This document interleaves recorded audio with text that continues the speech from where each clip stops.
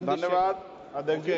Okay okay अध्यक्ष जी, मैं अपनी बात को शुरू करने से पहले, क्योंकि राजकुमार भी इस बात को कह रहे थे, ये 2 अप्रैल का दिन विशेष है सर। मैं जेल में था सहारनपुर, 2 अप्रैल 2018 को आंदोलन हुआ, 13 नौजवानों ने शहीदगी दी सर। मैं उनको नमन करता हूं सर। और आज फिर 2 अप्रैल है, एक और शहीदगी की तैयारी लग रही। तो मैं उन क्रांतिकारियों को भी आज याद करता हूं जिन्होंने, मुस्लिम क्रांतिकारी जिन्होंने देश की आजादी में योगदान दिया। सर, अंदाजे जमाना कहता है कि मौजे हवा रुख बदलेंगी, अंगारों से गुलशन फूटेगा, शबनम से सरारे निकलेंगी।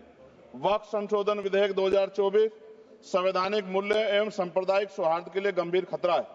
वक्फ संशोधन विधेयक 2024 संवैधानिक अधिकारों, विधिक सिद्धांतों और धार्मिक स्वतंत्रता पर गंभीर आघात है।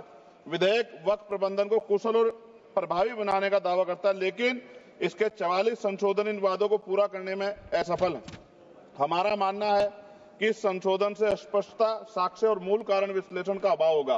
पूर्व संशोधनों का मूल्यांकन नहीं होगा, हितधारकों से परामर्श की पारदर्शिता नहीं होगी, मौलिक अधिकार का उल्लंघन होगा। Article 13, article 14, article 25, article 26, article 50, article 300 सर्वोच्च न्यायालय के निर्णय, स्थापित कानून और इस्लामी सिद्धांत और संविधान की भावना का उल्लंघन होगा।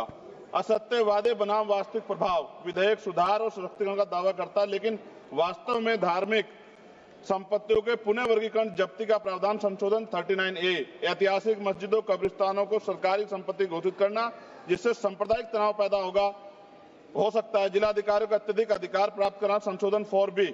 जिलाधिकारी सर सरकार के होते हैं, वो सरकार के हिसाब से काम होते हैं। यहाँ जितने MP बैठे हैं विपक्ष के, इनसे पूछ के देखो कि इनके जिले में क्या हाल है। इनका जिलाधिकारी सुनता नहीं सुनता, MP बैठे हैं, पूछ के देखो विपक्ष के, आपको पता लग जाएगा।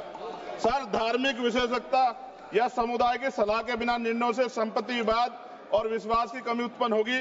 ट्रिब्यूनल की शक्ति कमजोर करना और मुस्लिम प्रतिनिधित्व हटाना, संशोधन 10B। धार्मिक कानून की त्रुटिपूर्ण व्याख्या और पक्षपाती निर्णय, दानकर्ता इच्छा की उपेक्षा व धार्मिक स्वतंत्रता का हनन, संशोधन 5A। दानकर्ता द्वारा समर्थन वापस, जिससे सामुदायिक संस्था कमजोर हुई। गैर मुस्लिमों द्वारा स्थापित वक्फ सुरक्षा समाप्त करना, संशोधन 104 की समाप्ति। अंतर धार्मिक सौहार्द प्रभावित होगा सर। सदियों पुरानी धार्मिक संपत्तियों पर सीमा अधिनियम लागू करना, संशोधन 27B। कब्जा की गई संपत्तियों की स्थायी हानि, धार्मिक विषयों को दरकिनार कर वक्फ निर्धारण करना, संशोधन 6C। धार्मिक ज्ञान के अभाव में संपत्तियों का गलत वर्गीकरण, पंजीकृत वक्फ घोषणाओं को अपराध घोषित करना, संशोधन 312। भय के माहौल में धार्मिक दान में गिरावट, मनमाने सर्वेक्षण को और वर्गीकरण की अनुमति देना, संशोधन 8A। धन्यवाद वकील साहब। सर, अभी पूरा दो जाने दो। सारी धाराएं पढ़ दोगे आप तो? सर, 2 मिनट में खत्म करूंगा और ये इंपॉर्टेंट है सर, मौका दीजिए सर। बिना जवाबदेही के बड़े पैमाने पर वक्फ संपत्तियों का पुनः वर्गीकरण, प्रशासनिक भ्रम और प्रभावशीलता को नुकसान पहुंचाना, संशोधन 12D। कानूनी विवादों और कुप्रबंधन को वक्फ बोर्डों की विश्वसनीयता का नुकसान, अस्पष्ट आधारों पर राज्य द्वारा वक्फ बोर्ड को भंग करने का अधिकार, संशोधन 3C। राज्य के व्यापक विरोध प्रदर्शन, धार्मिक लक्ष्य का लक्ष्य, सार्वजनिक हित के नाम पर वक्फ प्रशासन पर पूर्ण नियंत्रण, संशोधन 37C2। व्यापक स्तर पर अशांति विरोध प्रदर्शन, कानून व्यवस्था गंभीर स्थिति। सर, सरकार के उद्देश्य से नजर आता है मुस्लिम समुदाय के योगदानों पर नियंत्रण स्थापित करना, मुसलमानों को उनकी वक्फ संपत्ति वंचित करना, वक्फ स्थापित करने के अधिकार पर प्रतिबंध लगाना, वाकिफ और मुतवल्ली की इस्लामी परिवर्तन करना। इस विधेयक को वर्तमान रूप से स्वीकार करें और समावेशी परामर्श, कानून स्पष्टता, संवैधानिक धार्मिक सुरक्षा सुनिश्चित करें। सर, ये तो बिल पे था सर, क्योंकि आप कहते हैं बिल पे बोलना चाहिए 2 दिन नहीं, लेकिन सर मैं सुबह से सुन रहा हूं सर 2-3 चीजें बोलूंगा सर। जो विद्वान सरकार मुसलमानों की कितनी हितैषी है सर, कुछ कह रहे हैं क्या? जो विद्वान होता है वो बिल पे बोलता है सर। बस खत्म कर रहा हूं। सरकार कितनी हितैषी है सर? केंद्रीय मंत्रिमंडल में एक भी मुस्लिम मंत्री नहीं है। सच तो यह है कि अभी ईद पे नमाज पढ़ने के लिए भी नए नियम बनाए गए, और जो नमाज पढ़ रहे थे उनके पीछे पुलिस कर्मचारी लाठी लेकर खड़ा था, मैंने खुद देखा सर। अगर सरकार इतनी देर सच्चर कमेटी की रिपोर्ट पर चर्चा कराएगी, बिल्किस बानो के आरोपियों का जेल से बाहर आने के बाद स्वागत किया गया सर। मुसलमानों की जमीन की बात है, SC/ST की जो जमीन है वो छीनी जा रही है सर। कानून से ऊपर उठकर मुसलमानों घरों पर बुलडोजर चलाए गए, सबने देखा।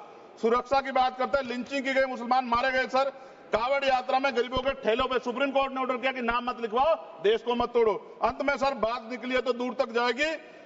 पार्टी सरकार के नेता यात्रा निकाल के कहते हैं मुसलमानों को भगाओ, और कई एक मुस्लिम एमपी पिछली बार सर उनको क्या क्या शब्द निकले, कोई निंदा नहीं हुई सर, और उसका प्रमोशन हुआ।